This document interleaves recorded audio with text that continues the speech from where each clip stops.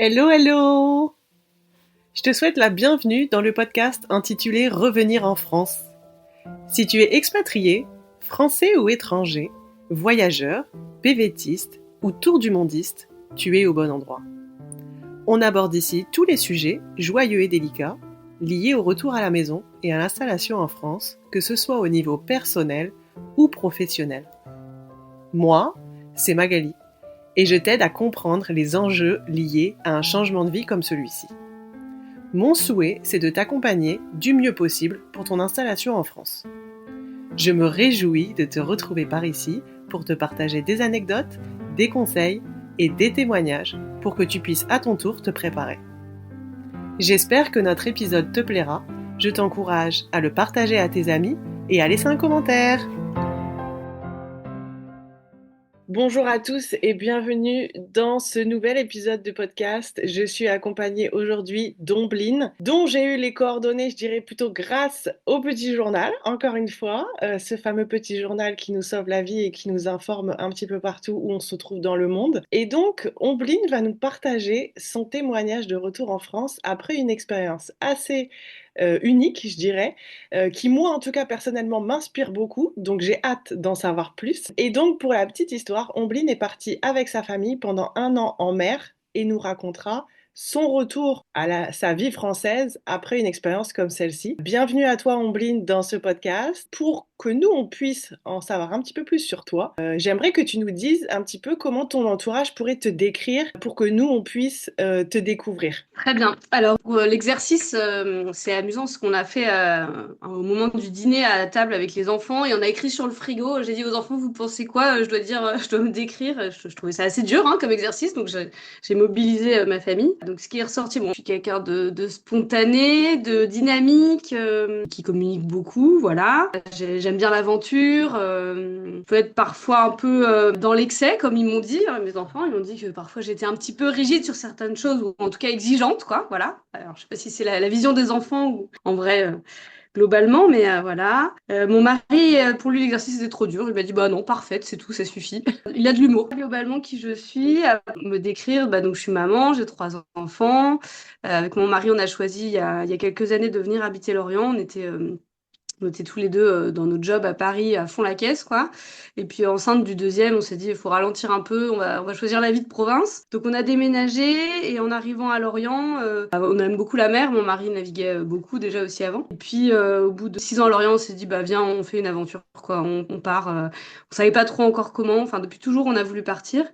Mais là, le fait d'être à Lorient, aussi proche de la mer, de voir des bateaux partir aussi, parce qu'il y a pas mal de familles qui font ça et qui partent de Lorient, ça nous a inspirés et on s'est dit, allez, est-ce qu'on serait pas capable aussi de faire ça, quoi. Et aventurière comme je suis, c'est quelque chose qui me parlait pas mal. La mer, ça parlait beaucoup à mon mari et du coup, on a fait ce projet à deux, quoi, de partir en famille. Après avoir travaillé pendant quasiment 15 ans, on s'est dit, bah allez, on mérite aussi cette petite pause, ce petit break. Et puis on voyait les enfants qui grandissaient, et puis ça va beaucoup trop vite en fait. On a l'impression qu'ils sont nés hier, et ma fille, elle avait déjà 10 ans quand on est parti. On s'est dit, bah ça va nous permettre de faire aussi un arrêt sur image sur ces 3 enfants qui grandissent bien vite, profiter autrement d'eux, quoi, et au quotidien. Merci Donc voilà beaucoup. un peu comment est né le projet. C'était pas du tout la question, mais c'est pas grave. Mais c'est très bien. Merci beaucoup pour cette introduction. Dis-nous un petit peu comment il se matérialise et comment il se concrétise ce projet. Vous achetez un bateau, vous louez le bateau, enfin, vous faites un itinéraire. En quelques mots, ouais, dis-nous un petit peu comment ça se met en place. Alors professionnellement, bah, moi je suis chef de projet en informatique, donc la gestion de projet ça me parle pas mal. Mon mari, pareil, il est cadre à la direction de l'hôpital et donc voilà, il s'est mené un projet et on a vraiment appliqué, on va dire, nos méthodes pro à notre vie perso. C'est aussi né comme ça, hein, c'est qu'au bout de 15 ans où on travaille, on se dit bah tiens, si on gérait un projet, il y a un budget, mais à nous, voilà, pas pour le compte de l'entreprise, mais pour nous, quoi. Et donc on a appliqué bah, toutes les méthodes, comme on dit, on a cranté quoi, étape par étape. D'abord, il fallait mettre en place l'école. Est-ce que c'est faisable d'emmener des enfants comme ça et de les déscolariser pendant 1 an? Donc on s'est beaucoup renseigné. puis on a mis les choses en place qui allaient bien. Et ça va jusqu'à désinscrire ses enfants de l'académie. Donc c'est un peu stressant parfois, hein, parce qu'on envoie une lettre en recommandé en disant bonjour, je déscolarise mes enfants. On reçoit bah, très bien, ils sont sous votre responsabilité. S'ils ont des soucis plus tard, en gros ça veut dire ça. C'est pas écrit comme ça, mais donc ça met une petite pression. Mais on avait mis en place donc les cours à distance. Mais donc ça, c'était pour la partie école. Après, le bateau, en effet, c'est la première chose qu'on a fait, c'est qu'on a acheté le bateau, quoi. Une fois qu'on avait le bateau, bah, il fallait partir, hein, donc on n'avait pas le choix. Donc on a commencé par... Dans l'ordre, ça s'est passé en septembre 2022, où on s'est dit, allez, après l'été, on s'est dit, allez, on part. Et pour plein de raisons, on s'est dit, allez, on part, et c'est quoi la date? Et donc on a posé une date, et la date, c'était avant la sixième de notre grande, avant le CP de la petite. Et en fait, c'était ça, c'était par rapport à l'âge des enfants. On avait 2 ans devant nous à ce moment-là et on part dans 2 ans. Voilà. Juin 2023, on part. Et en fait, on a calé la date comme ça, et par rapport à l'âge des enfants, et aussi le délai de préparation. Parce que moi, je suis assez spontanée. J'aurais bien dit à mon mari, bah, on part demain. Moi, ça me dérange pas, hein, je suis prête. Et il m'a dit, non, mais attends, tu rigoles, il y a 2 ans de préparation minimum. Et en effet, on les a bien remplis ces 2 ans, avec entre l'achat du bateau, le bricolage, se préparer aussi, peut-être psychologiquement, je sais pas, mais voilà, de pas non plus déraciner les enfants de leur amis, de leur école, comme ça. Donc eux, ils étaient embarqués dès le début du projet. Chaque étape, ils les vivaient avec nous. Ils ont beaucoup bricolé sur le bateau avec Étienne. Ils étaient embarqués aussi un peu comme ça, quoi, hein. On les a pas déracinés du jour au lendemain. Voilà, donc pour les étapes, on a fait acheter ce bateau, on l'a bricolé, on a préparé l'école, et puis on a aussi, en même temps, on a prévenu hyper tôt nos employeurs, 1 an avant de partir. Et heureusement, parce que moi, je suis dans une très grosse entreprise où il y a des gros process, voilà. Et j'ai eu la réponse au mois d'avril, alors qu'on partait en juin. Donc autant dire qu'on avait bien fait d'anticiper. En tout cas, opérationnellement, mon chef était OK, les RH de mon site étaient OK. Après, il a fallu aller dans des process un peu plus compliqués pour valider ça niveau groupe. Mais voilà, donc notre employeur était OK. Et c'était une année sabbatique. Donc ça faisait partie aussi du projet et du plan. C'était qu'on revenait dans notre travail, voilà, en septembre 2024. Raconte-nous peut-être en quelques mots l'itinéraire pendant cette année, qu'on ait une idée un petit peu de qu'est-ce qui se passe, où est-ce qu'on navigue. Ouais, alors l'itinéraire, il est assez classique, on va dire, parce que on descend par rapport aux alizés, et les alizés, en fait, tu suis quasiment l'année scolaire. Donc en partant vers juillet, août, septembre, tu commences à descendre, et donc tu vises, donc nous c'est ce qu'on a fait, le Portugal. Après, tu traverses, tu vas à Madère, tu descends aux Canaries, ensuite tu vas au Cap-Vert. Et de manière classique, tu traverses depuis le Cap-Vert. Nous, on s'est rajouté une petite étape qui était une mission humanitaire en Afrique. Donc, on a fait un mois en Afrique au mois de novembre l'année dernière. Et donc, en fait, on a bifurqué et on a fait cette expérience qui était une petite parenthèse. Puisqu'on le voit bien, en fait, sur ce trajet que je viens de dire, on rencontre énormément de bateaux, de familles. Et en fait, il y a toute une communauté qui se crée. Et c'est super sympa. Et nous, on était en marge au moment où on est parti en mission en Afrique. Bon, il y avait un autre bateau qui était avec nous et qui le faisait aussi. Mais sinon, globalement, tous les bateaux suivent vraiment cet itinéraire qui part du Cap-Vert, qui traverse l'Atlantique et puis qui remonte les Antilles et puis qui revient, quoi. Voilà, donc on a fait Cap-Vert, Afrique, Cap-Vert, on y est revenu. On a traversé en même temps que tout le monde. Là, on a retrouvé tous les bateaux copains qu'on avait laissés au Cap-Vert. Donc on a un peu, on va dire, zappé la partie Cap-Vert puisque nous, ce mois-là, on l'a passé en Afrique.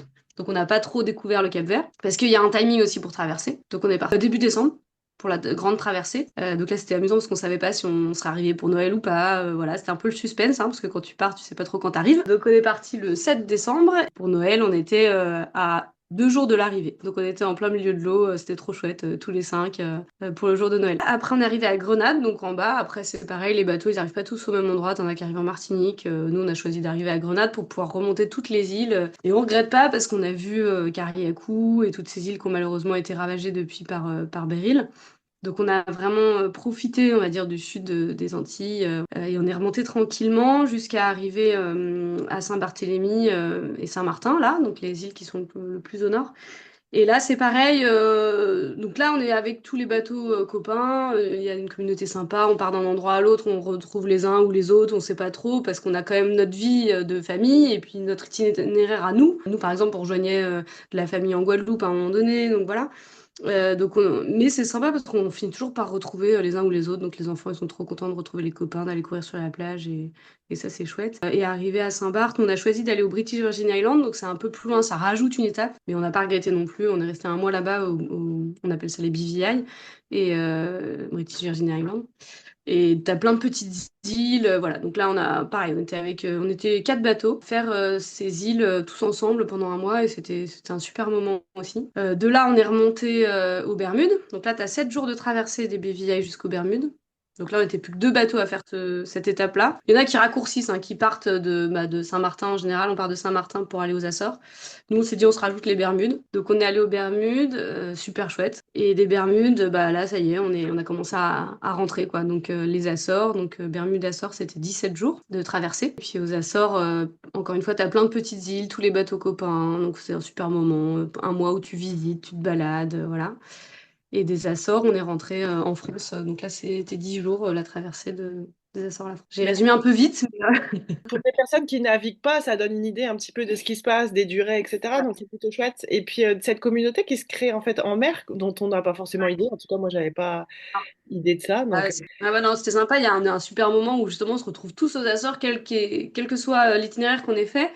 En fait, la météo, elle est vraiment organisée pour ça, on va dire, quoi. On est parti en septembre, on est revenu en juillet et tous les bateaux, à peu près à quelques jours près, c'est ce timing-là, quoi. Et donc aux Açores, on s'est retrouvé une soirée avec tous les bateaux qu'on avait rencontrés, avec qui on avait sympathisé, les enfants, les copains et tout. Enfin, c'était vraiment c'est un super moment, quoi. C'était un peu le point final aussi du voyage, hein. Et donc ça, c'était au mois de mai-juin. Et en vrai, c'était super chouette, quoi. Et puis après, on attend tous ensemble un peu la fenêtre météo qui va bien pour rentrer en France. Il y en a qui rentraient en Belgique, il y en a qui rentraient voilà, en Allemagne. Mais on a tous un peu le même timing et le même itinéraire. merci beaucoup. Et alors, si on parle du retour en France, vous êtes parti pour un an. Vous connaissiez plus ou moins votre date, période de retour. Est-ce que c'est un sujet dont vous parlez quand vous, quand vous parlez de ce projet de partir? Est-ce que le retour, c'est un sujet dont on parle ou on se dit, bah, c'est bon, on verra plus tard, on rentre à la maison, pas besoin plus que ça? C'est vrai qu'on n'en parle pas parce qu'on est dans le départ, on vit notre truc, on est à fond, et puis les gens nous suivent, ils nous disent alors, et voilà. On se projette pas trop dans le retour, hein, on n'a pas trop envie de revenir derrière un bureau quand on est sur la plage. On se dit ça va piquer, quoi. Et en effet, ça pique, mais en même temps, c'était prévu, quoi. Clairement, c'était prévu. Il y en a plein qui ont dit, mais pourquoi? Mais comment t'as pu revenir? Mais clairement, il y a un moment donné, juste on n'a plus de sous, quoi. Enfin, le truc, il était calculé, cadré, il y avait dans le budget, il y avait 2 ans de préparation, un an de kiff. Voilà, et à tel point que quand on est revenu, le deal, c'était qu'on vende le bateau. Et ça, je pense que ça a été le plus dur dans le retour, quoi. C'est qu'on est arrivé, et pour vendre un bateau, vaut mieux viser l'été, parce que les gens, ils se projettent sur des petites vacances l'été. En hiver, les bateaux, ouais, t'as pas grand de cachette, ou alors vraiment au rabais, quoi. Et c'était pas le but, quoi. Donc on est arrivé, première chose qu'on a fait, sans réfléchir, franchement sans réfléchir, parce que c'était prévu comme ça, on a vendu le bateau. On se dit, ah ouais, mais on est orphelin, quoi. Le bateau, on l'aimait, mais comme un membre de la famille. On a vécu des trucs tellement dingues avec ce bateau, on l'a bricolé, enfin, surtout mon mari, quoi. Étienne a bricolé à fond, enfin voilà, il était vraiment bichonné. Et puis surtout, on a traversé l'Atlantique avec, quoi. Donc on a vécu quelque chose d'assez fort, et puis on lui a fait confiance, et ça a marché, quoi. Donc on avait une confiance infinie en ce bateau, et donc on l'aimait beaucoup, et on a organisé des visites du coup l'été, et même là, on a vu, on n'arrivait pas, quoi. En faisant les visites, on était là, presque on faisait exprès pour que ça capote, ou je sais pas. On disait non, mais oh, vous n'êtes pas intéressé. Mais bon, finalement, on s'est dit non, non, raisonnablement, il faut le vendre, même d'un point de vue budget. Il y a un moment donné, on pouvait pas se permettre de payer le port. Donc, on n'avait pas de place déjà au port, donc on était en ponton visiteur. Donc, c'est 50 € la nuit. Donc, 50 € plus 50 € plus, c'est pas possible, quoi. Et on peut se dire, on part le week-end en face à Groix, c'est trop sympa, c'est notre résidence secondaire plus ou moins. Mais en vrai, on n'avait pas les moyens financiers de s'offrir cette résidence secondaire qui aurait beaucoup moins voyagé, du coup. Donc, on l'a vendu, voilà, et enfin, on a mis du temps, oui et non, parce que mon mari a super bien géré le truc, il a organisé plein de visites, donc il y a eu plein plein de gens, enfin, il avait fait une super annonce, hyper détaillée, hyper technique, et puis alors lui, il est vraiment expert de chez expert dans son truc, quoi. On a choisi une petite famille qui part l'année prochaine, et ça nous a un peu détendu de se dire, bon, allez, ils ont un projet trop sympa, c'est parti, quoi. Et c'est le même que le nôtre, une petite famille qui habite en face en plus, donc le bateau est amarré à Locmiquélic, donc c'est juste en face de Lorient. Et du coup, on se dit, bon, bah, au pire, on pourra aller le voir. Oh, bon, j'avoue, on n'y est pas allé et je pense qu'on n'aura pas envie d'y aller parce que c'est dur, quoi. Mais il est là, il est pas loin et puis c'est vendu, c'est à quelqu'un d'autre et puis il aura une belle histoire à venir. Voilà, Et mais c'était, pour le retour, en tout cas, c'était le gros truc, c'était de vendre le bateau et de revenir habiter aussi dans une maison. Parce que quand même, quand on était au port cet été, dans tous nos calculs financiers, on se dit, attends, comment on pourrait garder le bateau? Vas-y, comment on pourrait le garder, quoi? Et on s'est dit, bah attends, on a proposé aux enfants, ça vous dit, on habite sur le port, en fait, on est trop bien là. Parce qu'on est arrivé, on était au port de Lorient, donc en ponton visiteur, donc t'as de la place tout le temps, c'est juste cher. Mais on s'est dit, on se met là. Moi, mon travail, il est juste à 5 minutes à pied. L'école, elle est à 10 minutes à pied de l'autre côté. Et on se dit, mais en fait, si on habite là, ça le fait, quoi. On a proposé ça aux enfants. On a dit, bah, qu'est-ce que vous en pensez? Notre grande, elle nous a regardé, elle a fait, mais ça va pas ou quoi? Moi, je rentre en sixième, je vais pas aller au collège dire que j'habite sur un bateau, hein. Vous délirez complètement, les parents. On a dit, ok, bon. Puis après, on a réfléchi, on a dit, non, mais en vrai, cette année, c'était dingue, on a suivi le soleil. En termes de météo, on n'a pas eu un jour de pluie. Quand on est revenu, tout le monde nous a dit, on a eu une année horrible, vous êtes parti de la bonne année. Et on s'est dit, ouais, mais en fait, ça va pas être ça. Là, on va pas avoir le soleil qui va rester. On était au mois d'août. On prenait cette décision au mois d'août, mais arrivé au mois de novembre ou décembre, sous la pluie, dans un bateau, avec 3 enfants, pas de machine à laver. Ouais, non, là, c'était pas raisonnable. Donc voilà, donc on a vendu le bateau. Est-ce qu'on peut avoir une idée juste pour les personnes qui vont nous écouter parce que bah, quand on navigue pas, on n'a pas du tout de référence par rapport à ça, le prix d'un bateau? Ah ouais, bah alors ça dépend. Il y a 2 salles, 2 ambiances, hein. Franchement, t'as de tout en fait. Ça va de. Nous, on a choisi de prendre un des bateaux les moins chers, enfin de faire un projet qui était à notre portée, donc le moins cher. Donc c'est autour de entre 40 et 60 000 euros un bateau, dans une fourchette, hein, mais sur un très vieux bateau. Donc, il était de 1982, notre bateau. Donc c'était un très vieux bateau, mais éprouvé et fait pour ce genre de grand voyage. Donc après, faut pas avoir peur de bricoler quand tu achètes un bateau si peu cher. Mais on a croisé sur l'eau des catas plus entre 200 et 300 000 euros, quoi. Donc en fait, t'as vraiment 2 types de budget, quoi. Nous, c'était un peu à l'économie avec beaucoup de récup. On est globalement, c'est ça aussi dans notre démarche un peu, hein. Mais beaucoup de choses récupérées. On allait à l'essentiel. L'idée aussi de cette année, c'était un peu de se couper de la société de consommation, etc. Enfin voilà, il y avait une démarche un peu écologique, hein, on va dire, directement. Mais tu as aussi des bateaux où ils choisissent tout confort. T'as des gens, c'est un autre projet. Ils vendent carrément leur maison et puis leur maison, c'est devenu leur bateau, quoi. Nous, on a mis à louer notre maison pour pouvoir revenir dans des murs, quoi. Mais tu as des gens, ils vendent. Enfin, j'ai un collègue qui a fait ça, hein, ils ont tout vendu. Ils ont tout mis leur argent dans un super bateau, mais c'est neuf et tout, tu vois. Mais c'est pas le même budget, quoi. Mais ils ont plus rien. Ouais, ils ont plus que le bateau. C'est vrai qu'on envie, hein, quand on visitait des catas, ils avaient 2 douches. Nous, on n'avait pas de douche, hein, clairement. Ils avaient des douches, il y en avait même qui avaient des micro-ondes, des trucs de dingue, quoi, dans les catas. Alors que nous, on était vraiment un peu roots, quoi. Et alors, après une année comme ça, à voyager, à être en mer, tous ensemble, on retourne à la maison. Donc, vous retrouvez votre maison que vous avez quittée pendant un an, vous retrouvez vos jobs, les enfants retournent à l'école. Comment ça se passe, la réinstallation, je dirais, chez soi? Bon, en fait, on tombe direct un peu dans le grand bain, quoi. C'est-à-dire que comme tout était calé, organisé, nos employeurs nous attendaient, on se retrouve dans notre zone de confort tout de suite au niveau du boulot. Donc ça, c'est assez, on va dire, appréciable. Tu retrouves les collègues, enfin, t'es pas perdu, quoi. On avait une date, quoi. C'était le 2 septembre, en même temps que la rentrée, on y allait. Et pareil pour les enfants.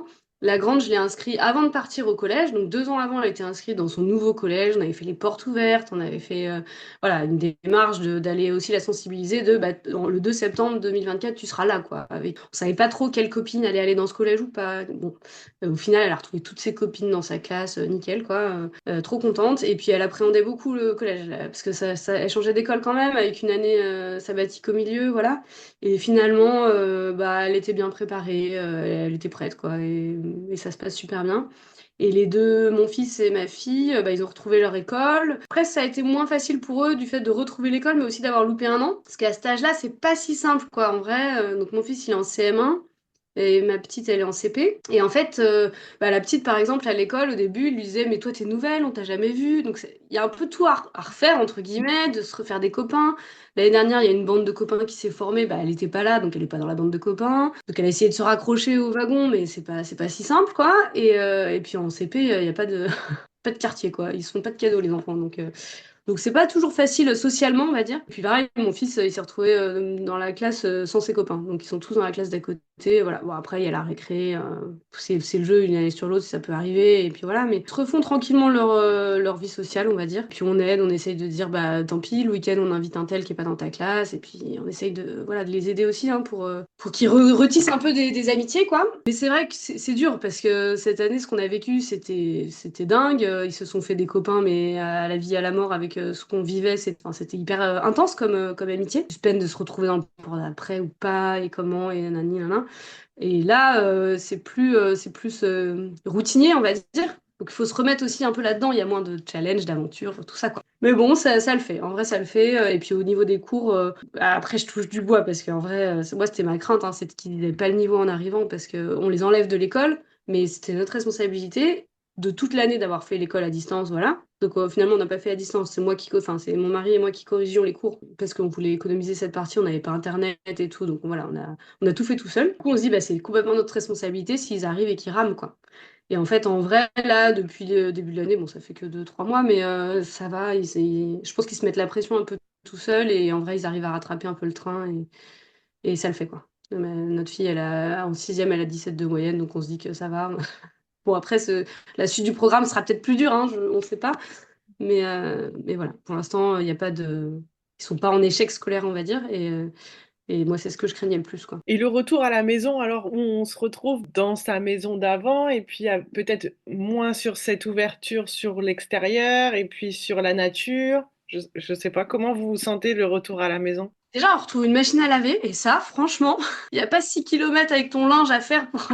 Donc c'est pas mal. Après, on retrouve aussi une douche, hein, qu'on n'avait pas forcément, c'était un peu à l'arrache. Donc on a un confort, on va dire, au quotidien, voilà, qui est quand même appréciable. On a un lit qui bouge pas, ce qui est quand même pas mal. On dort pas la nuit en se disant, tiens, l'encre va se décrocher parce qu'il y a du vent et des vagues, et on va finir dans les rochers, donc c'est cool. On dort mieux. Donc non, c'est toutes ces petites choses où ouais, on apprécie carrément le confort du quotidien, quoi. Après, en effet, la nature, c'est clair que ça manque. On se sent un peu enfermé. Moi, j'ai une sensation que l'horizon enfin, est descendu, quoi. Après, quand on regarde par la fenêtre, on voit le ciel, mais autour de moi, il y a bien plus de choses que en fait juste la mer tout autour, quoi. Et ça, je le ressens. Enfin, on est content d'être dans une maison au chaud, voilà, surtout quand il fait froid dehors, mais. Et pour la nature, bah, on essaye d'aller, enfin, on va en vélo au boulot et c'est vrai que du coup, c'est toujours mieux que d'y aller en voiture où on voit pas, voilà. Donc même s'il pleut, tant pis, on prend l'air et en fait, c'est vrai que ça, je pense que c'est important qu'on maintienne cette activité extérieure, on va dire, en plein air, même si c'est juste prendre son vélo. Moi, je suis contente, je traverse le port tous les matins, donc c'est une petite motivation, quoi. Et on voit moins de coucher de soleil, de lever de soleil, on voit moins de choses jolies, quoi, c'est sûr. Les étoiles, on les voit moins aussi, hein. Et alors pour tous les deux, le retour au travail, donc vous avez repris vos postes que vous aviez laissés il y a un an avant de revenir. Comment ça s'est passé le retour au travail, le retour peut-être derrière un ordinateur, au bureau, le retour auprès des collègues, si tu veux nous dire quelques mots par rapport à ça? Alors, le retour aussi au global, donc on est cinq en fait, et on vit tous les cinq la chose, mais hyper différemment, quoi. Donc, et surtout, bon, donc les enfants, ça y est, j'en ai parlé, mais surtout, Étienne et moi, on vit pas non plus le même retour au travail, quoi. Il a pas, on va dire, les mêmes chances que moi, ou j'en sais rien, mais lui, ça se passe moins bien, mais il en parlera s'il veut un jour. Mais moi, je suis très contente parce que je suis revenue, on va dire, dans ma zone de confort. J'ai retrouvé aussi un projet que j'avais, que je maîtrisais, j'avais tout l'historique, je connaissais toutes les parties prenantes de mon projet et j'ai aussi changé de chef, donc je suis dans un nouveau service sur d'autres sujets qui sont très intéressants que je connais pas forcément, donc moi ça m'apporte aussi du challenge, ce dont j'ai besoin, quoi, clairement. Donc aujourd'hui, mon retour au travail, franchement, il se passe super bien. Et après un an où j'ai pas travaillé, où mon travail c'était de nourrir mes enfants, de leur faire l'école, voilà, de gérer le bateau, ou des choses comme ça, bah, je suis assez contente intellectuellement aussi de revenir à ça, quoi. Je sais pas si ça m'a manqué pendant un an, mais je travaille depuis toujours et c'est un épanouissement pour moi, on va dire, intellectuel. C'est vrai que ça m'a peut-être un peu manqué cette année de ne pas être challengée à ce niveau-là. Après, j'étais challengée sur plein d'autres choses, franchement, donc plus en mode survie. Aujourd'hui, au travail, je suis contente d'être revenue, de servir à quelque chose aussi, hein, parce que c'est ça. Et puis voilà, moi aujourd'hui, ouais, dans l'épanouissement dans mon travail, enfin, l'équilibre, il est bien. Au bout d'un mois, j'ai mon chef qui me proposait déjà d'autres postes, enfin voilà, donc c'était challengeant pour moi aussi d'aller sur d'autres sujets, et tout en étant revenue dans ma zone de confort où en 3 jours, j'ai remaîtrisé mon sujet sans problème, et on avait besoin de moi aussi là, donc voilà, pour moi, assez valorisant en fait de revenir en sachant que je servais à quelque chose ici. C'est pas si simple de revenir derrière un PC. Ouais, après, moi, je pense que j'ai un bon relationnel aussi avec mes collègues, donc j'étais contente de retrouver tout le monde, de raconter deux, trois trucs à la machine à café. De ce que tu partages, ça reste un environnement dans lequel tu es bien, un environnement qui a l'air assez sain. Donc c'était Mm. plutôt un plaisir de retourner au travail après ce plaisir d'une année en voyage, quoi. Puis le fait aussi, enfin, ce qui a fait un peu plus passer ça facilement, c'est que on savait qu'on revenait, dans notre tête c'était prévu, c'était comme ça. Notre salaire du mois de septembre, on l'a attendu, parce que franchement, au bout de 14 mois sans salaire, bah t'es un peu dans le rouge, quoi. T'es content d'avoir un chèque à la fin du mois, quoi.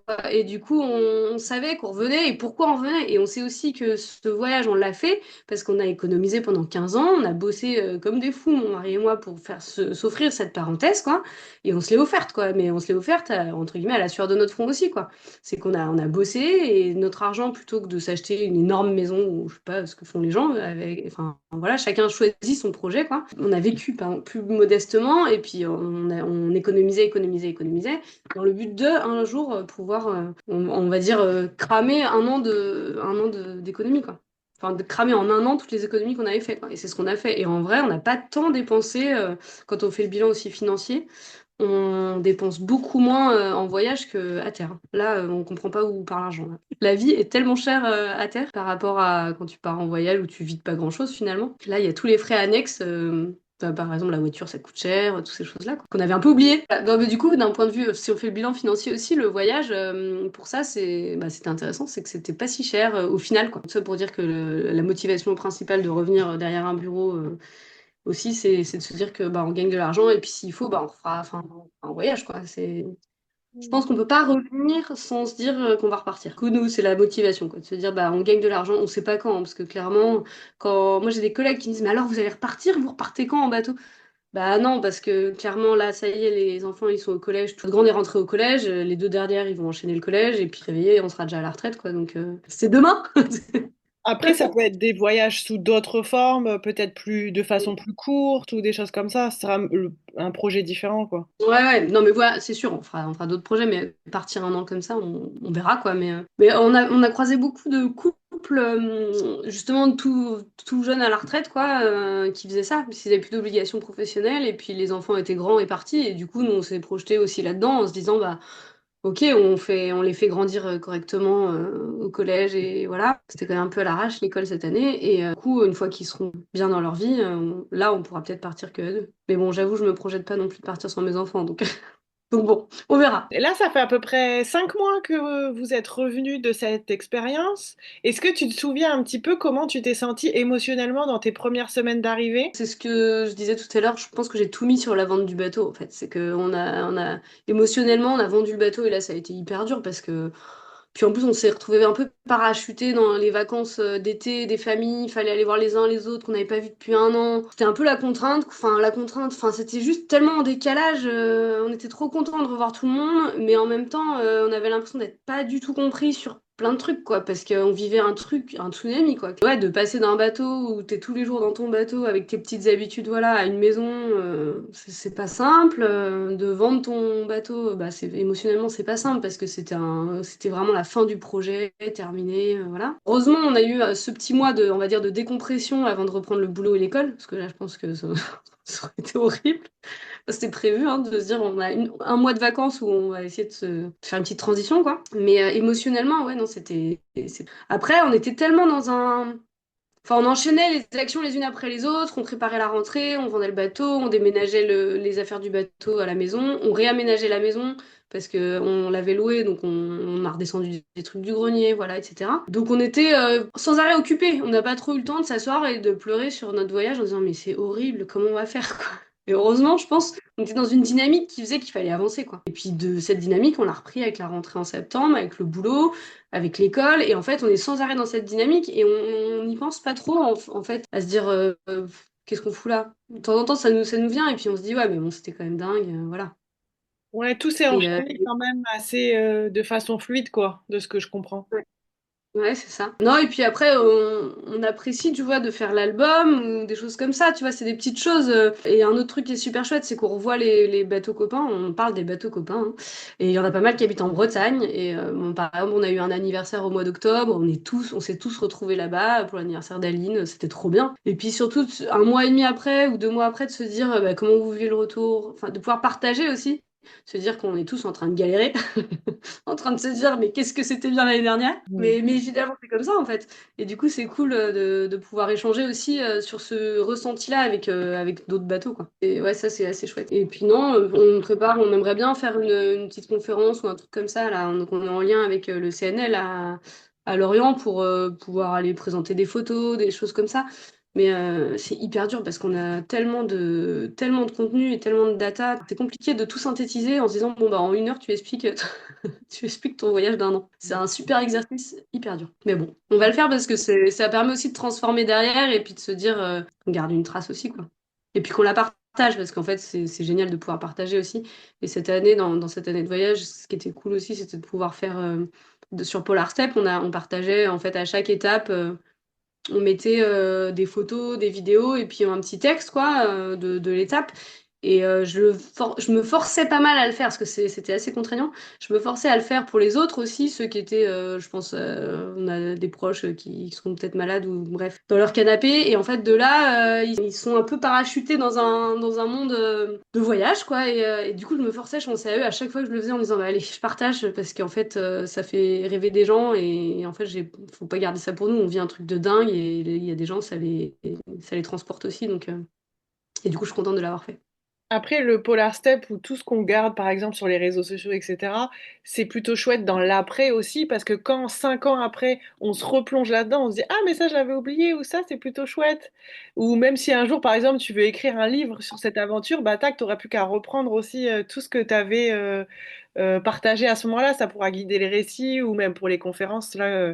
Donc, c'est plutôt chouette. Et puis, la conférence, c'est intéressant aussi de témoigner, parce que ça donne de l'inspiration, des idées à d'autres personnes qui à aujourd'hui sont peut-être pas prêts à passer à l'action alors qu'ils en ont envie et de voir quelqu'un l'a fait, peut-être ça peut aider à sauter le pas, quoi. Ah bah c'est clair, ça je recommande de y aller. Ceux qui ont envie, il faut le faire, quoi. Franchement, c'est accessible, quoi. C'est carrément accessible. Après, ça dépend les peurs de chacun, mais en vrai, moi je suis pas navigatrice du tout d'origine, et donc on s'est formé, hein, parce on a des enfants, on voulait pas non plus faire n'importe quoi. Mais en vrai, c'est carrément accessible. Et même budgétairement, tu me disais tout à l'heure, c'est quoi le prix d'un bateau?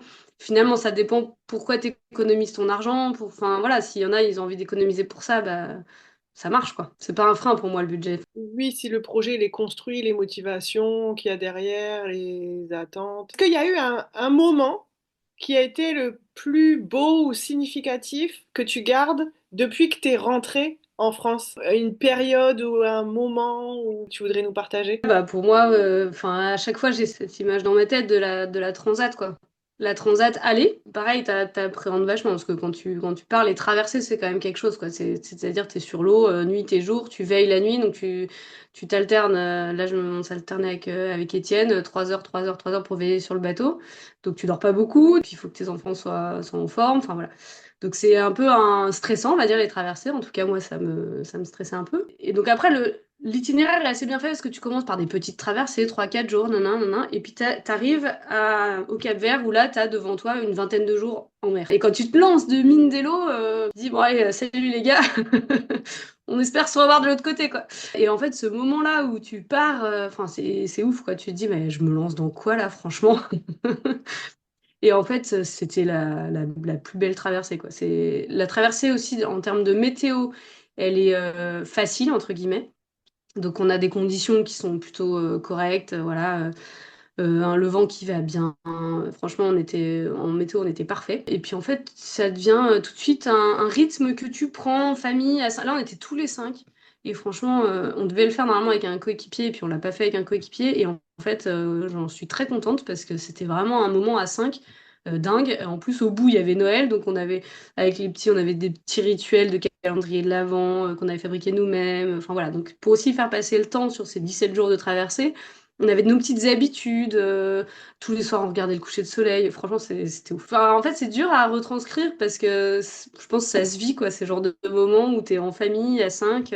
Tu t'es rythmé au lever de soleil, coucher de soleil. Moi, je voulais qu'on ait tous mangé avant le coucher du soleil. Donc, tu te retrouves à dîner, il est 18h. Mais c'est pas grave, parce qu'à 18h30, il y a plus de soleil. Du coup, t'as plus de lumière. Du coup, dans un bateau qui bouge, c'est quand même galère. Donc, les repas étaient avant le coucher du soleil. Enfin, voilà. Donc, on trouve un nouveau rythme de vie. Puis, les enfants, c'est hallucinant comme ils s'adaptent de dingue, quoi. Franchement, on est arrivé, ils se dit, ah, on est déjà arrivé.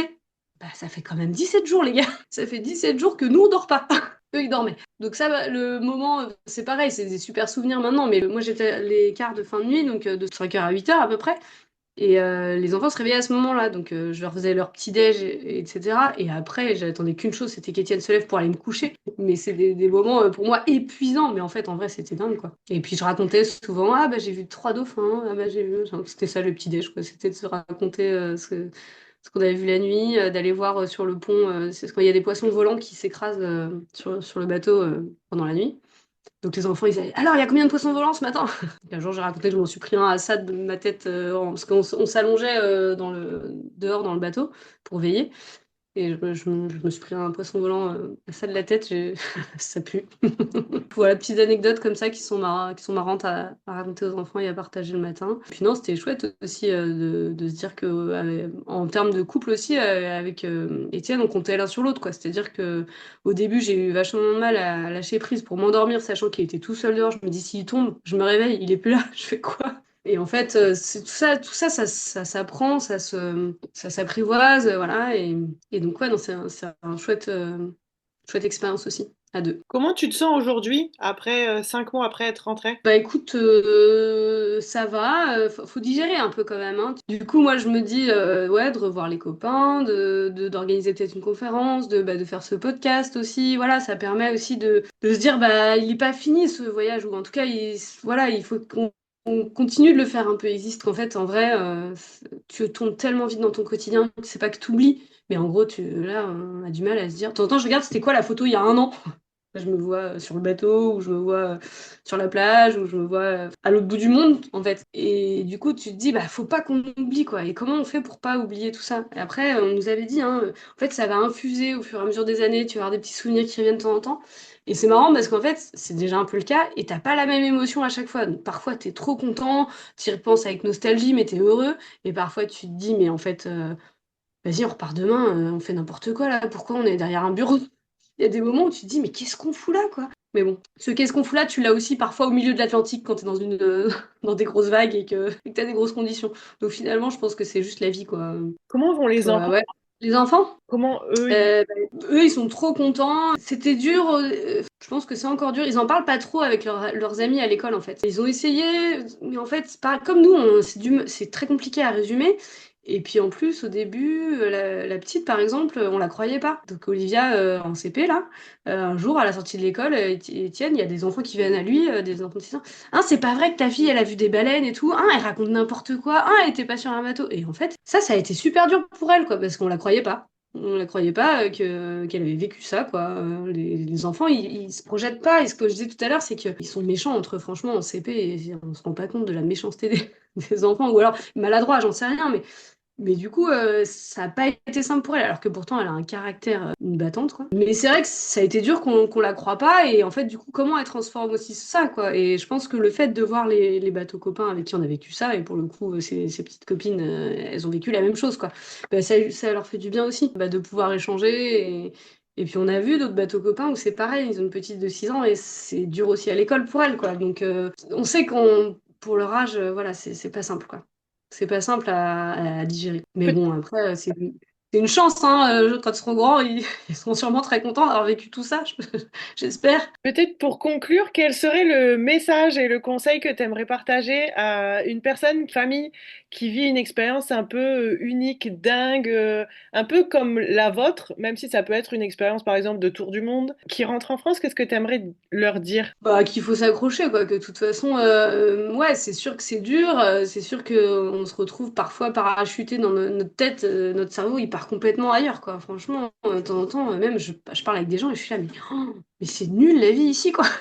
Je suis là à me dire, mais oh là là, comment on va retrouver un peu du kiff dans notre quotidien, quoi.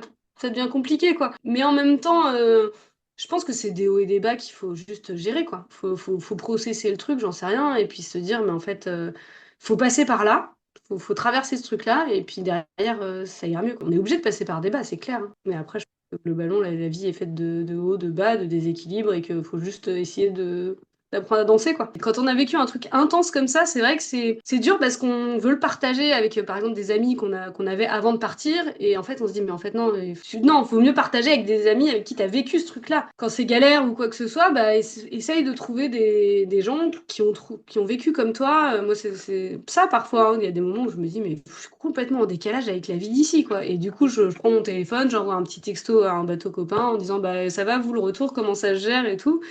Et puis de voir qu'on est tous un peu parfois dans des hauts débats, quoi. Bah, tu dis, bon, bah, c'est tout, ça va passer. Un grand merci pour ton témoignage, merci beaucoup pour ton temps et merci pour cette dose d'inspiration et moi je suis à Paris, ça m'a transportée au bout de la mer, près Ah de bah l'eau. tant mieux.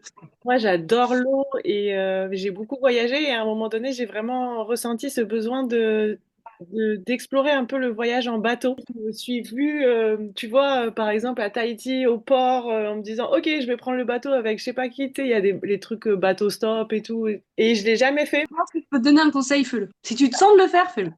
Alors, du coup, ce qui s'est passé, c'est que, en fait, moi, j'ai dans ma famille des cousins et des oncles qui naviguent. Et en rentrant, moi, après mon troisième retour en France, j'ai organisé une croisière en Bretagne sur un voilier avec mes cousins, cousines. Et c'était la première fois que je restais aussi longtemps sur un bateau et j'ai vraiment adoré. Et l'objectif, c'est de renouveler cette expérience, donc qui est plutôt courte, hein, mais pour une première expérience, je trouvais que c'était chouette. Donc, et puis voilà, c'est une façon de voyager qui est aussi différente de ce que moi j'ai eu l'habitude où je partais bah voilà en train, en sac à dos. Donc en tout cas, merci beaucoup pour ce témoignage qui est aussi super inspirant du fait de partir avec ses enfants quand c'est un univers qu'on connaît pas. Tu pars avec ta maison sur le dos et puis t'es libre, en fait. Tu vas où tu veux, tu fais ce que tu veux, c'est pas mal. C'est une belle expérience de liberté, ouais. Mais ouais, fais-le. Franchement, si t'as eu des opportunités comme ça, faut y aller, quoi. En tout cas, merci beaucoup. Merci à toutes les personnes qui nous ont écoutés jusque-là. Si vous rentrez de voyage, d'expatriation, de PVT ou de tour du monde, pensez à vous préparer. Le retour en France peut être challengeant. Toutes les ressources sont à disposition, notamment sur le site internet dans la boîte à outils et le premier rendez-vous est offert si vous voulez être accompagné ou si vous avez besoin d'aide. Merci beaucoup à tous et surtout n'hésitez pas à laisser un commentaire pour Ombline, je lui partagerai et à partager cet épisode autour de vous pour faire connaître le podcast et partager l'histoire d'Ombline autour de vous. Merci beaucoup. Merci, Magali. Merci beaucoup. Et voilà, notre épisode est terminé. Je te remercie d'avoir passé ce moment avec nous. J'espère que ces conseils et ce témoignage te donnent l'espoir pour à ton tour concrétiser ton projet de venir ou de revenir t'installer en France. J'aimerais maintenant te proposer de rejoindre notre communauté.